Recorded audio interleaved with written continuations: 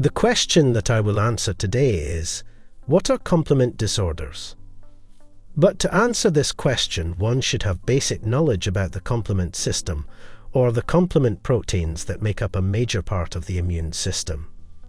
So, to answer your question, I will first walk you through some of the basic concepts about complement proteins. First, let's just start with the most common question: what is complement? The complement system is a group of over 20 serum glycoproteins that are mainly secreted by hepatocytes, that is, by the liver cells. It forms part of the innate immune system.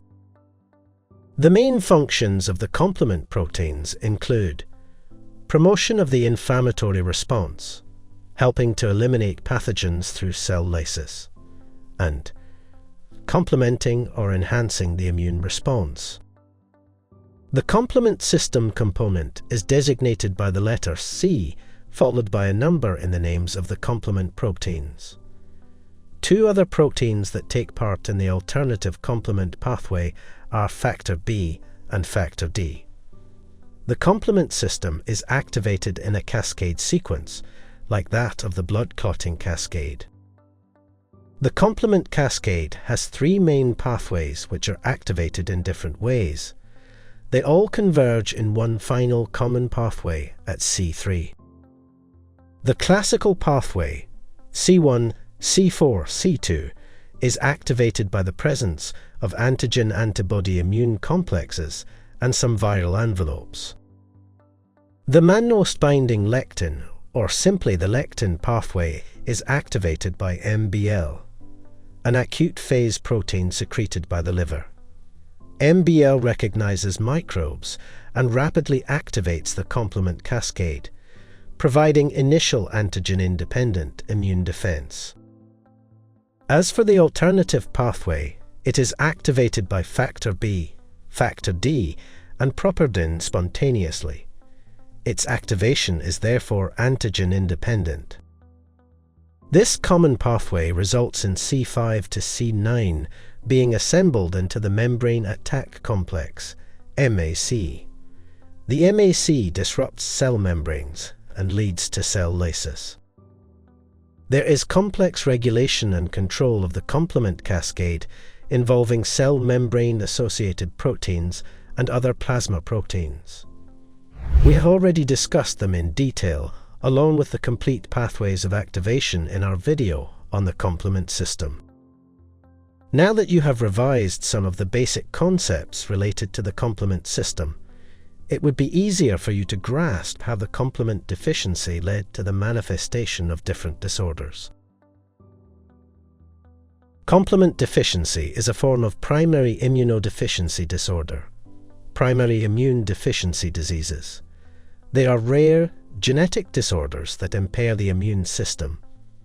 Deficiency in any component of the complement system can lead to immunocompromise and overwhelming infection and sepsis. The deficiency can be inherited or acquired. Acquired deficiency can be caused by infection.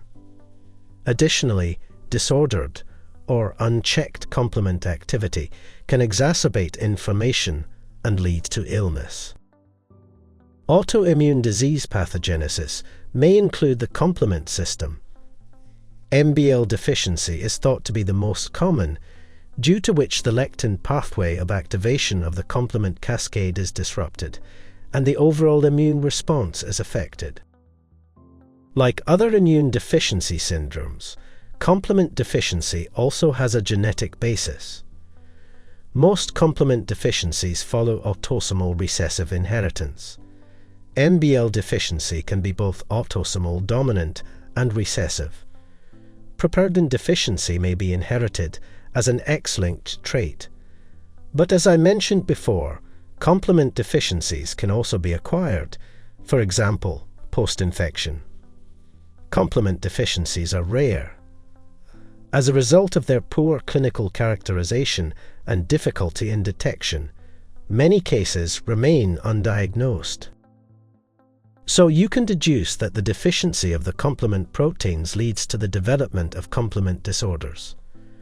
We will now go through them one by one. First, we have the classical pathway component deficiencies, C1, C4. Individuals are prone to immune complex diseases such as systemic lupus erythematosus, SLE. This is assumed to be because a lack of complement prevents the removal of circulating immune complexes.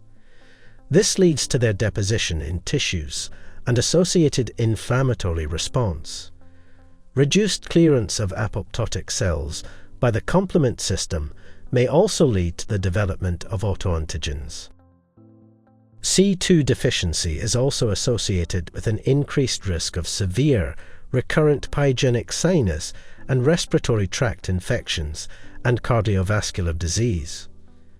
It is thought to influence the development of atherosclerosis. A deficiency of complement proteins such as C5 to C9 results in increased susceptibility to recurrent Neisseria bacteremia, but we will talk about that later. Now, if we look at MBL deficiency, which is said to be most seen among patients, it classically presents with recurrent pyogenic infections in childhood. Deficiency of MBL increases susceptibility to yeast infection, as well as pneumococcal and Neisseria infection. Pneumococcal infection is particularly common.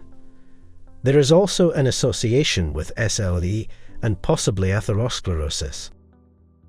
As for the alternative pathway component deficiencies, properbin, factor B, and factor D, affected individuals are prone to pneumococcal and meningococcal infections. With properbin deficiency, there is a particular risk of overwhelming Neisseria infection.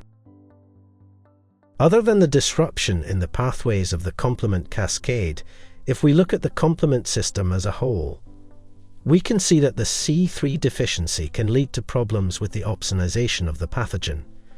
This can happen in any of the three pathways of activation due to the deficiency of the C3 protein itself, or a deficiency of other complement components in the classic, alternative, or MBL pathways, that is, above C3 in the cascade. Primary C3 deficiency tends to present in early life with overwhelming infection with encapsulated organisms. MAC deficiencies or deficiencies of the late common pathway involving C5, C6, C7, C8, and C9 proteins are associated with recurrent infections. Since there is no membrane attack complex, the invading pathogens cannot be lysed.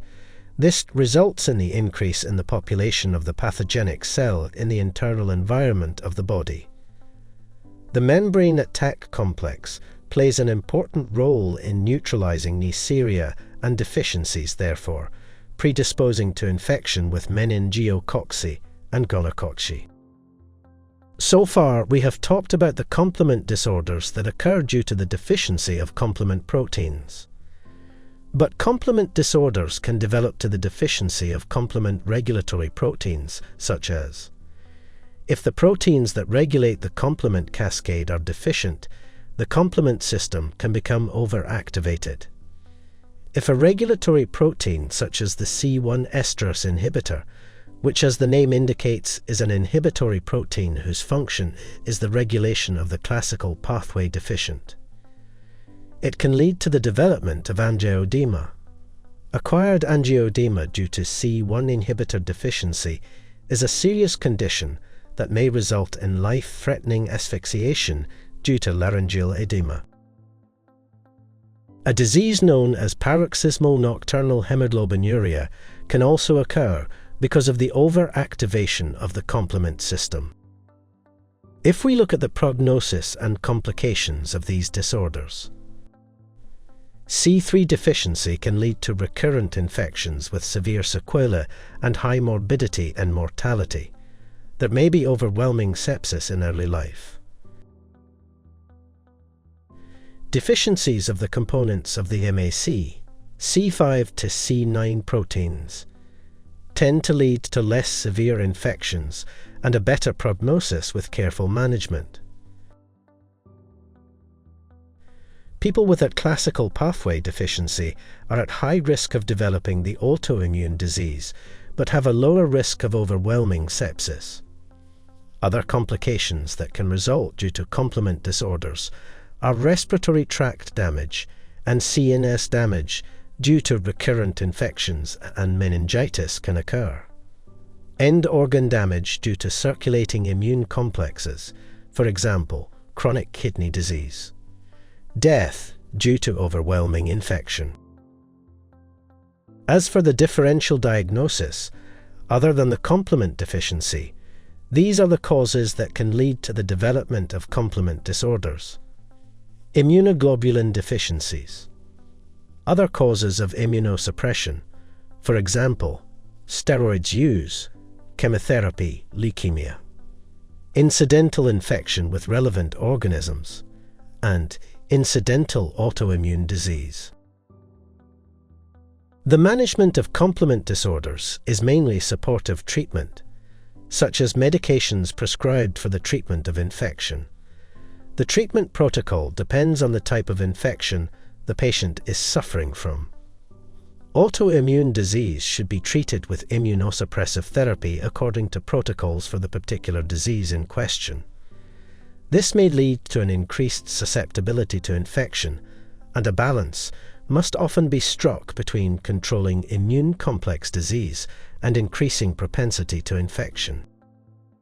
C1 esterase inhibitor plasma-derived concentrate has been used successfully in people with hereditary angioedema with C1 deficiency. Androgen therapy can also be used to prevent attacks in hereditary angioedema. Patients with complement deficiencies should be immunized against pneumococcus, meningococcus, and Hanophile infections to decrease the frequency of recurrent infections.